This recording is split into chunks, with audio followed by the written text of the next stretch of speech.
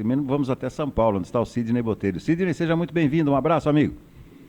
Grande abraço, Beto. Grande abraço ao Montorim também, que apareceu na tela aí, sumiu. Parece que está numa entrevista da Rede Globo de televisão, não é verdade, Beto? Bom dia para você. Bom dia. Cláudio, seja muito bem-vindo. Um abraço, Cláudio, para você também, participando aqui desse bate-papo gostoso. Um abraço, Beto. Um abraço, Sidney. Vamos então bater um papo mais interessante aqui agora, né? Com a presença do Sidney também, que é muito importante, principalmente, ela nos deixa mais à vontade para falar ainda, né? Porque a gente sabe que o Sidney, ele tem o dom da palavra, né? Verdade, verdade. Aliás, por falar, nós estávamos falando em sono, o Sidney, aliás, é o tema do Cláudio daqui a pouquinho. Quem que você acha que dormiu melhor ontem, o William Bonner ou o presidente Bolsonaro, depois da entrevista?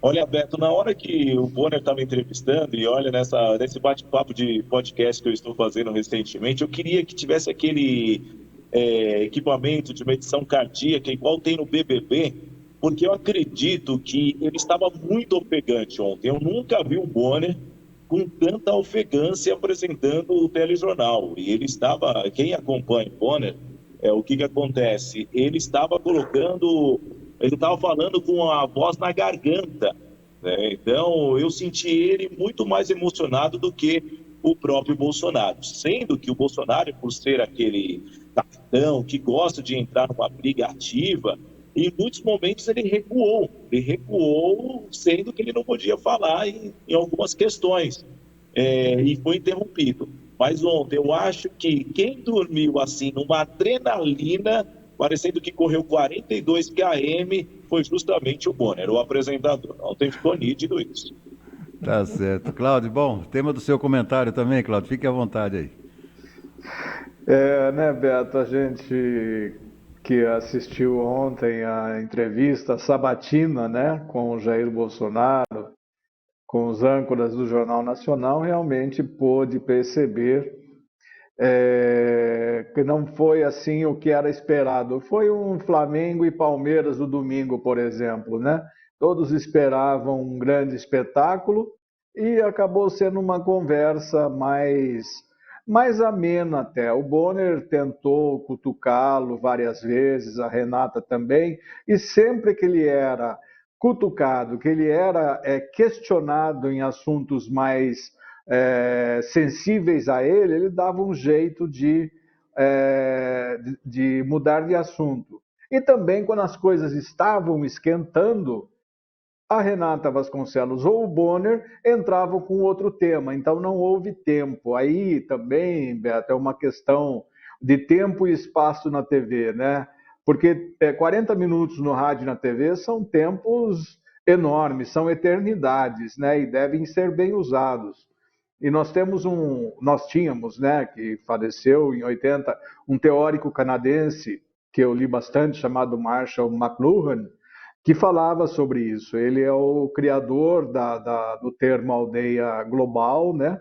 E ele também cunhou o termo o meio é a mensagem. E quando você tenta transformar a televisão num meio de debate, você tem que saber usar o tempo, e esse uso do tempo acaba esvaziando também o conteúdo do debate, como dizia Marshall McLuhan, né? Então a gente ficou assim um tanto quanto que frustrado na questão programática, porque a gente sabe que não houve perguntas e questões referentes a programas de governo, e não vai haver com nenhum dos candidatos que serão sabatinados, porque interessa mais ao Jornal Nacional e aos âncoras também pegar pontos que eram e que foram polêmicos para cada um dos candidatos. Vão pegar no Lula com o mensalão e o petrolão, no Ciro Gomes, quando ele foi o ministro da Dilma e do Lula, da Tebet, eu não sei o que eles vão pegar, porque a gente não tem um conhecimento muito grande dela como política, a não ser a participação dela na CPI da Covid, né? Mas eles vão tentar pegar alguma coisa, eles têm pauteiros à vontade para isso, né, lá na redação do Jornal Nacional, para discutir esses temas que são polêmicos. Nós vamos, pelo menos nessa primeira fase de entrevistas, ficar sem saber realmente o conteúdo programático de cada um deles, a não ser que alguns ou um deles resolva expor o conteúdo por vontade própria. Até completando um pouquinho o que o Botorin falou, ontem, analisando as perguntas, foi justamente algo, talvez eles fizeram uma pesquisa, isso não ocorreu, mas uma pesquisa popular para saber quais perguntas poderiam incomodar o candidato, né, que muitas vezes ele não foi citado como presidente, foi citado como candidato, e perguntas de debates. Essa é uma pergunta onde o Bolsonaro vai estar no debate da Rede Cultura e também da Rede Bandeirantes, e um pool de empresas no próximo domingo, e ao mesmo tempo é uma pergunta que o próprio adversário direto do Bolsonaro deveria fazer, não numa entrevista jornalística daquela forma. E foi muito colocado a sensibilidade, a questão do perfil mais direto do presidente. Ao meu ver, poderia ter explorado mais um pouco o plano de ação da campanha, e somente em um momento que ficou bem nítido foi a questão de uma questão mais focada à inflação, a parte justamente da parte econômica do Brasil de 2018, uma promessa, mas o Bonner e a própria Renata deram a resposta que foi por causa da pandemia e também por causa da guerra da Ucrânia. Então, isso contribuiu ainda mais para a resposta do candidato Jair Bolsonaro. Faltou, eu acho, um planejamento mais efetivo para a sociedade, mas para o brasileiro, todos estavam esperando esse encontro entre o Jornal Nacional, Rede Globo, efetivamente, com o Bolsonaro. Para mim, como o próprio Botorin disse, foi um empate em 1-1 de um Flamengo e Palmeiras, e, ao mesmo tempo, agora as conclusões vão vir nas próximas entrevistas. Mas, talvez, a menos esperada seja da Simone Tebet na próxima sexta-feira, mas é bom nós acompanharmos todos. Na quinta-feira será o ex-presidente Luiz Inácio Lula da Silva, do PT, e vai ter que ser muito sábio, porque vai sim ser questionado. Nós não sabemos como que vai ser a linha editorial também. Não tem como nós sabemos, porque foi justamente a primeira e talvez eles mudem a filosofia a partir de hoje com o Ciro Gomes. Então, o jornalismo é isso, ele tem uma audiência, tem justamente uma qualidade em relação ao que a audiência está pedindo, e talvez hoje, depois de muitas críticas pela condução feita, e não foi uma condução tão perfeita ontem por parte dos apresentadores, o editorial mude hoje. Mas seria muito injusto em relação à comparação da neutralidade dos candidatos. Aí é uma visão mais particular, entendeu? Exatamente, Sidney. Isso é importante você citar, porque nós vamos ter ainda o embate com outro considerado bocudo, que é o Ciro Gomes, hoje, né? Então, o Ciro realmente, quando ele resolve falar, ele não mede palavras. Ele é diferente do Bolsonaro, né? O Bolsonaro, ele vai mais ao ataque pessoal. O Ciro não, o Ciro vai ao ataque político e pessoal juntos, né? E ele pode realmente colocar os dois o Bonner numa calça justa e a Renata numa saia justa, né? Nesse caso, Botorinho, eu acredito que, pela entrevista que o Ciro deu no Globo News para os apresentadores ali de um ciclo até mesmo da eleição, que são entrevistas pontuais, interessantes.